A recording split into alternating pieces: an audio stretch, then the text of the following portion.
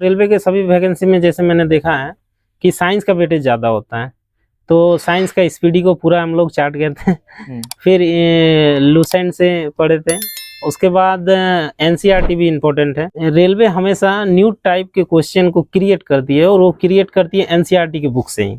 Numerical देखिए, science में जो कंपटीशन में हम लोग का पूछा जाता है, ज़्यादा लेंदी नहीं पूछा जाता है, वो फार्मूला बेस्ड पूछती है, या जिसका मतलब ज़्यादा सॉल्व ना करना पड़े, थोड़ा सॉल्व कीजिए आंसर आ जाए, इस टाइप का न्यूमेरिकल ज़्यादा होता है। मेरा तैयारी ग्रुप स्टडी और ऑनलाइन बेस पर ही था, क्योंकि हम लोग ऑनलाइन जो भी फ्री का जो वीडियो कंटेंट मिलता था उसको हम लोग फोकस करते थे और सेल्फ स्टडी पर फोकस करते थे। ऑनलाइन जैसे ट्रिकी बेस्ड कुछ क्वेश्चन होते हैं जो कि आप प्रोसेस में जाने पर बहुत लेंदी हो जाता है, उसको हम लोग ट्रिकली नोट करते थे कि इस क्वेश्चन को इस ट्रिक पे बनाने पे सॉल्व होगा, हम लोग वो फॉलो करते थे। और हम लोग सबसे फर्स्ट में जो वैकेंसी निकलता था उसका सिलेबस डाउनलोड करते थे और सिलेबस में देखते थे रीजनिंग का कौन कौन सा चैप्टर है, उस चैप्टर में कितने टाइप के क्वेश्चन पूछे जाते थे वो देखते थे। उसके बाद उसका सारा जितना टाइप होता है सारा अगर कुछ खुद से समझ पाए तो उसको हल करते थे, नहीं तो उसका यूट्यूब से निकालते थे कि इस टाइप के क्वेश्चन को किस तरह से डील किया जाता है। जितना ज़्यादा से ज़्यादा आप सेट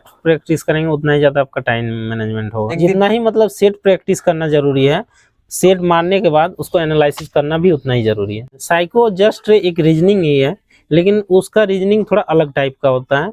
उसमें आपको 5 से 6 टाइप के बैटरी टेस्ट होते हैं और बैटरी टेस्ट का पर्टिकुलर आपका टाइम निश्चित होता है और उसमें बहुत ही कम समय में आपको ज़्यादा क्वेश्चन को डील करना होता है। अब उसमें मतलब आपको क्विक रिस्पॉन्स देना होता है। रेलवे का जॉब बुरा नहीं है, सैलरी के मामले में भी और काम के मामले में भी। हाँ, इसमें अगर कोई सोच रहा है कि क्रैक कर लेंगे उसके बाद इसमें आराम ही आराम है, तो ऐसा कुछ नहीं है।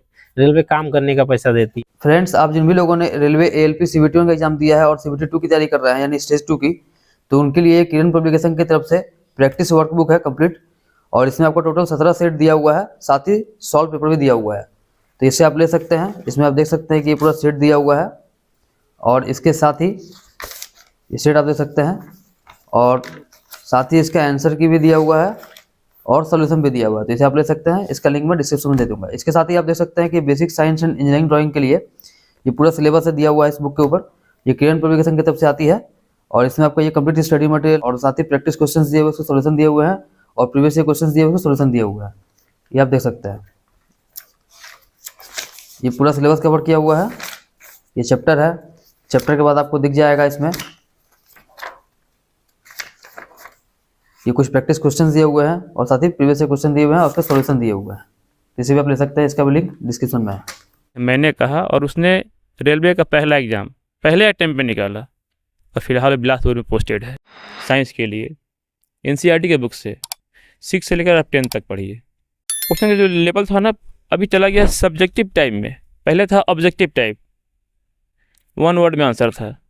अभी क्या है कि जब तक आप एनसीईआरटी का बुक पूरा सब्जेक्टिव थ्रूली नहीं पढ़ते हैं, आपको उस पर कमांड नहीं होता, तब साइंस में पकड़ नहीं बना पाएंगे। तो आपकी तैयारी एक स्ट्रेटजी के हिसाब से प्लान वाइज होना चाहिए। ये नहीं कि हमने फॉर्म डाला, पढ़ना शुरू कर दिया, कुछ दिन एक आध महीना बीत गया तो हमने फिर पढ़ाई को बंद कर दिया, पता नहीं रेलवे का भी एग्जाम। ये मेरा चौथा जॉब है, मैंने चॉइस किया कि मेरा ये जगह मेरे लिए सूट करता है, मैं यहाँ जॉब करूँगा। अगर मेरी तैयारी कंप्लीट नहीं रहती तो अगर जैसे तैसे मेरा कहीं निकल भी जाता तो जहाँ मिलता हमको वहाँ काम करना पड़ता। मेनली जो 8, 9 और 10 जो साइंस अगर पढ़ लिया तो उसका एक भी क्वेश्चन नहीं छूटेगा। देखिए, मेनली जो लड़का अभी फ्रेशर भी है या फिर जो भी तैयारी भी कर रहा है, मेनली अभी लड़का सब क्या होता है कि सब सेट बनाता है, सेट में उसको 80-85% आ जाता है, लेकिन जब लड़का जब एग्ज़ाम देने के वक्त घुसता है तो वहाँ पे उस पर उसको प्रेशर बन जाता है, और प्रेशर बनता है तो लड़का जानते हुए क्वेश्चन भी वो नहीं बना पाता है। अगर आप सीबीटी मोड में दे रहे हैं तो कभी भी लंबा जो क्वेश्चन है उसको टच मत करिए, उसको स्किप कर जाइए। टाइम अगर आपके पास भरपूर मिल जाएगा तो लंबा क्वेश्चन आके आप टच करिए। मॉक टेस्ट लगा रहे थे हम लोग, टेक्स्ट बुक का दे रहे थे मॉक टेस्ट। उस समय हम लोग जितना भी लड़का थे सब टेक्स्ट बुक का लिए हुए थे तो टेक्स्ट बुक सही है लड़का से, मतलब उसके लिए ज़्यादा हाई लेवल का भी क्वेश्चन नहीं रहता है और ज़्यादा लो भी लेवल नहीं रहता है, मॉडरेट टाइप का रहता है, मतलब लड़का को कभी उसका कॉन्फिडेंस लेवल गिरने नहीं देता है। और हाँ, रेगुलर जब एग्ज़ाम पे आ गया कि जब एग्ज़ाम का मंथ डेट आ गया कि इतना 15-20 दिन बाद है, तो रेगुलर एक टेस्ट हम लोग मिल के सब लोग बैठ के देते थे और वहीं पर अपने आप को एक एनालिसिस करते थे कि कितना कौन कितना बना रहा है। अगर किसी का कुछ प्रॉब्लम हो रहा है कुछ टॉपिक में, तो उस टॉपिक को हम लोग फिर वहाँ क्लियर कर देते ताकि नेक्स्ट बार दे तो उस टॉपिक में हम लोग को प्रॉब्लम ना हो। गाइड कर रहे थे लुसेंट के थ्रू से। और जितना भी 8, 9 और 10 NCERT बेस साइंस पढ़े, क्वेश्चन टेस्ट देने के बाद 1 घंटा एक्स्ट्रा रुक के जो जो क्वेश्चन नहीं बना है वो सब क्वेश्चन को हम लोग एनालिसिस करते थे। जैसे बहुत क्वेश्चन है कि हम जानते हैं तो अगला वाला नहीं जानता है, वो जानता है तो हम नहीं जानते, तो हम जो जानते हैं वो बता दिए, अरे इस क्वेश्चन को इस ट्रिक से भी, शॉर्ट ट्रिक से भी बनाया जा सकता है, तुम लॉन्ग मेथड में गया, हम लोग शॉर्ट टर्म में बनाए। साइंस आप NCERT से तैयारी कीजिए। NCERT का लाइन बाय लाइन थियोरेटिकल पढ़िए और पेंसिल से जो इम्पोर्टेंट क्वेश्चन है उसको अंडरलाइन पढ़ना चाहते हैं 9-10 पढ़िए, बहुत अच्छा है। 9-10 दोनों पढ़ना पड़ेगा। सिर्फ 10 सारे एग्ज़ाम देते लेकिन कोई एग्ज़ाम निकला नहीं, क्योंकि उसमें हम सीरियस नहीं थे।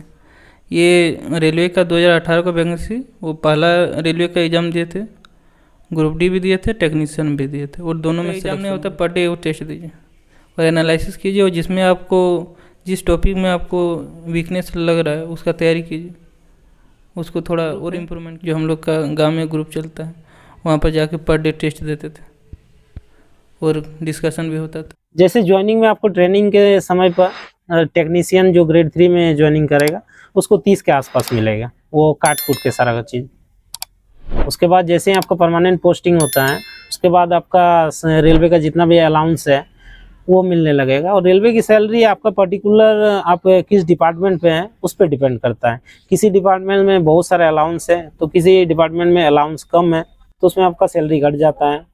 जैसे हम लोग ACTL में हैं, ACTL में OT बहुत ज़्यादा बनता है तो इसमें आपको टाइम भी ज़्यादा देना होता है, और जो गाड़ी जहाँ से खुलती है और फिर जहाँ जाना होता है गाड़ी वहाँ जाती है, उसके बाद रिटर्न अपने बेस जो होता है बेस पे लौट के आती है। उसमें आपको जैसे कोई गाड़ी हुआ 2 दिन का, ठीक है, कोई दिल्ली जा रही है हावड़ा से, 2 दिन की गाड़ी है, 2 दिन जाना और 2 दिन आना, उस वक्त पूरा टाइम ही उसका ड्यूटी काउंट हो रहा है।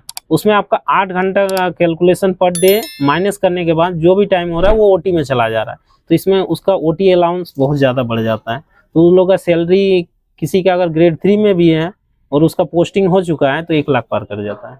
जैसे एग्जाम डेट भी आ चुकी है अभी, रेलवेज की, टेक्नीशियन का भी आ चुका है दिसंबर में, NTPC की होगी जनवरी फरवरी में या फिर मार्च में, तो बच्चे कैसे सीरियस होकर पढ़े, थोड़ा मोटिवेशन के लिए बता दीजिए। बच्चों को तो सिलेबस एकदम जब वो तैयारी कर रहे हैं, जिस भी चीज़ की तैयारी कर रहे हैं उसको सिलेबस माइंड में होना चाहिए, क्या क्या पूछा जा रहा है।